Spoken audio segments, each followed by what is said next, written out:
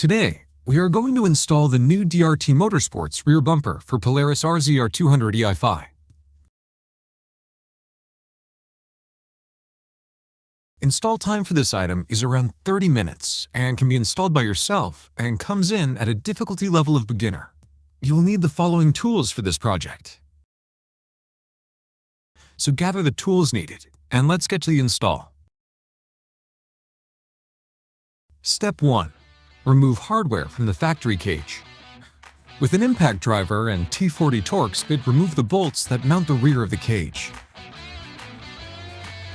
Step 2. Install rear bumper brackets.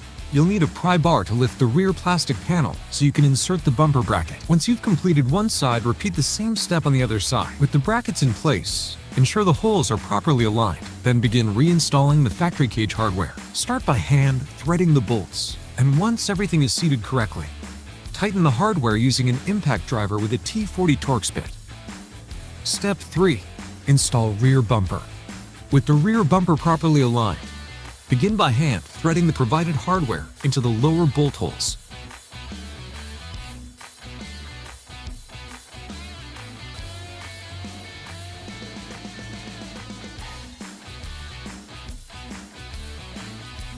With the two outer bolts threaded, you can now secure the bumper using the upper brackets. Insert the bolt through the bumper and the bumper bracket, then thread the nut on from the top. With one side completed, you can repeat this step on the other side. With everything hand tight, you can now fasten all hardware using an impact driver. Use a 13mm socket and a box end wrench to tighten the upper bracket hardware. Then use a 4mm hex bit to secure the two front bolts.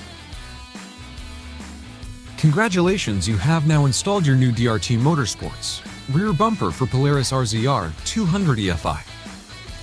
If you have any questions during the installation, feel free to contact us via phone or email.